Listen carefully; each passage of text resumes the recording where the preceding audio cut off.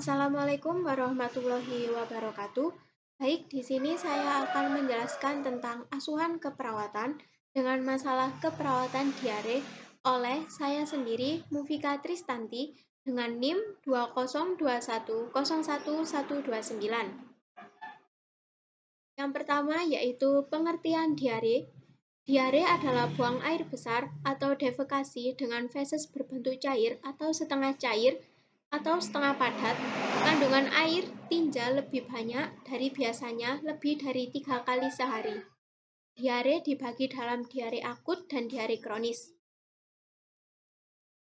Setiawan 2006, Tale 1998, Daldiono 1990, Simanjuntak 1983, World Gastroenterology Organization Global Guidelines 2005 mendefinisikan diare akut adalah sebagai pasase tinja yang cair atau lembek dengan jumlah lebih banyak dari normal dan berlangsungnya kurang dari 14 hari, sedangkan diare kronis adalah diare yang berlangsung lebih dari 15 hari.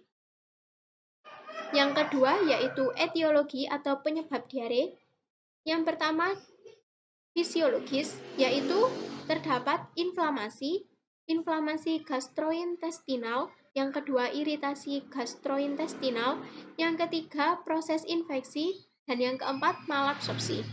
Yang kedua adalah psikologis yang disebabkan oleh kecemasan, timbul stres tinggi, dan yang ketiga adalah situasional, yaitu terpapar kontaminan, terpapar toksin, penyalahgunaan laksatif, penyalahgunaan zat, program pengobatan atau agen tiroid, analgesik, pelunak feses, antasida, simetiden, dan antibiotik, perubahan air dan makanan, dan bakteri pada air.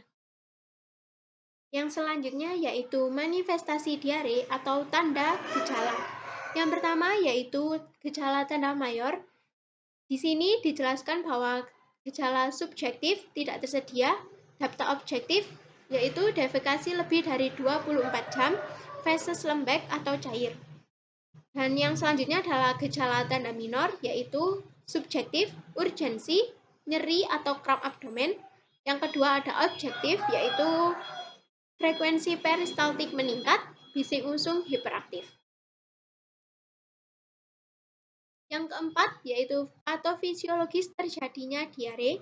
Yang pertama yaitu gangguan osmotik akibat terdapatnya makanan atau zat yang tidak dapat diserap akan menyebabkan tekanan dalam rongga yang tidak dapat diserap akan menyebabkan tekanan osmotik dalam rongga usus. Isi rongga usus yang berlebihan akan merangsang usus untuk mengeluarkannya sehingga timbul diare. Yang kedua yaitu gangguan sekresi akibat rangsangan tertentu, misalnya toksin, pada dinding usus akan terjadi peningkatan sekresi, air, dan elektrolit ke dalam rongga usus dan selanjutnya timbul diare karena terdapat peningkatan isi rongga usus. Yang ketiga, gangguan motilitas usus hiperperistaltik akan mengakibatkan berkurangnya kesempatan usus untuk menyerap makanan sehingga timbul diare. Sebaliknya, bila peristaltik usus menurun akan mengakibatkan bakteri kambuh berlebihan. Selanjutnya, menimbulkan diare.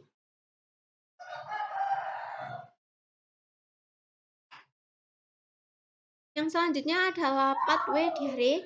Yang pertama yaitu faktor infeksi terjadi karena masuk dan berkembang dalam rongga usus atau dinding usus yang menyebabkan hipersekresi air dan elektrolit sehingga menyebabkan diare. Yang kedua, faktor malabsorpsi karbohidrat, lemak, dan protein yang menyebabkan meningkatnya tekanan osmotik yang mengakibatkan pergerakan air dan elektrolit ke rongga usus sehingga menyebabkan diare.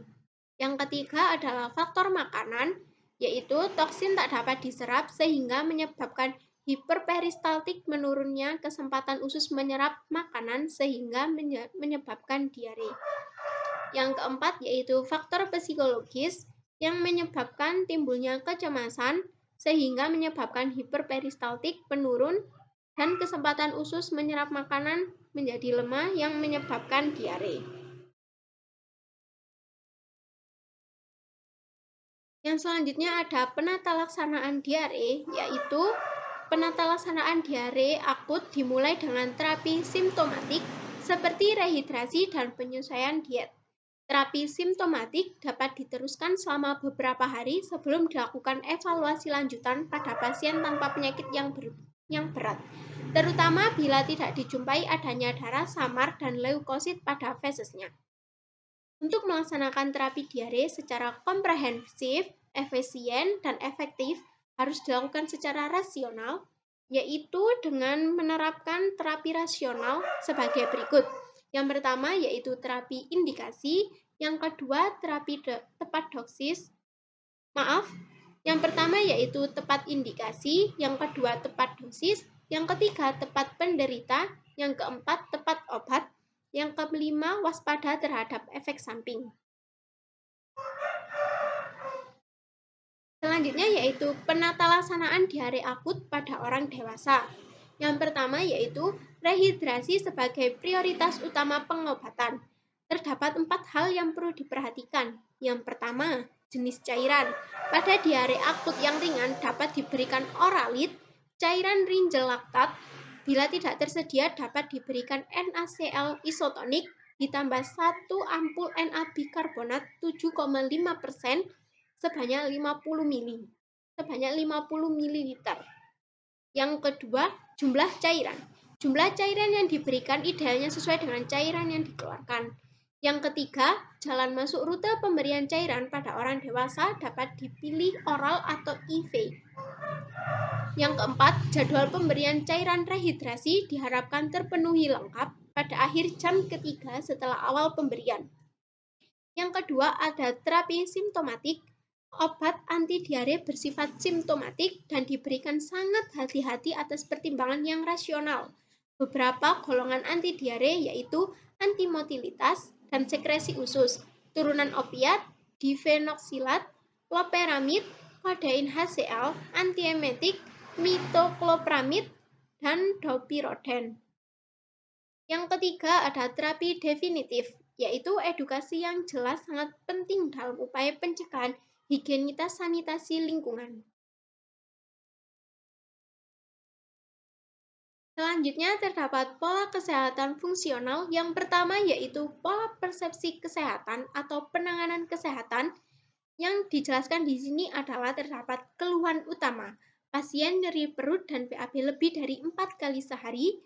Yang kedua, riwayat kesehatan sekarang. Pasien mengatakan sudah BAB 4 kali sehari dengan konsistensi encer, kelemahan, dan latergi. Riwayat kesehatan dahulu. Pasien memiliki riwayat penyakit gangguan pencernaan sebelumnya. Riwayat kesehatan keluarga. Pasien mengatakan bahwa keluarga sebelumnya tidak ada yang menderita penyakit yang dialaminya. Yang kedua yaitu pola nutrisi atau metabolisme. Yang terdapat data subjektif yaitu intake nutrisi. Pasien mengatakan ketika diare nafsu makan berkurang dan sulit makan. Yang kedua intake cairan yaitu pasien mengatakan bahwa jarang minum air putih. Yang ketiga adalah pola eliminasi. Pola eliminasi dibagi menjadi 2, yaitu eliminasi urin. Pasien tidak mengalami kelainan pada saat buang air kecil. Urin pasien tidak pekat. Yang kedua ada eliminasi alvi. Pasien mengatakan pada saat feses, tinja berwarna kuning dan konsistensi cair. Yang keempat ada pola aktivitas, latihan mobilitas atau aktivitas. Pasien diare masih bisa melakukan aktivitas mandiri tanpa dibantu orang lain. Yang kelima, pola istirahat tidur. Pasien sering terbangun pada saat malam karena perutnya sakit. Yang keenam, pola kognitif perseptual, yaitu pasien mengalami nyeri pada perut dengan skala 6 atau sedang. Yang ketujuh adalah persepsi pola konsepsi diri dan konsep diri, yaitu pasien bisa melakukan aktivitas di rumah sendiri. Yang kedelapan, pola peran dan hubungan. Pada saat di rumah sakit, hubungan sosial pasien hanya dengan keluarga. Yang kesembilan adalah pola seksualitas dan reproduksi, yaitu pasien selalu menjaga alat reproduksinya dan sering membersihkannya. Yang ke-10 ada pola coping, toleransi stres. Pasien tidak pernah mengkonsumsi obat-obatan sebelumnya.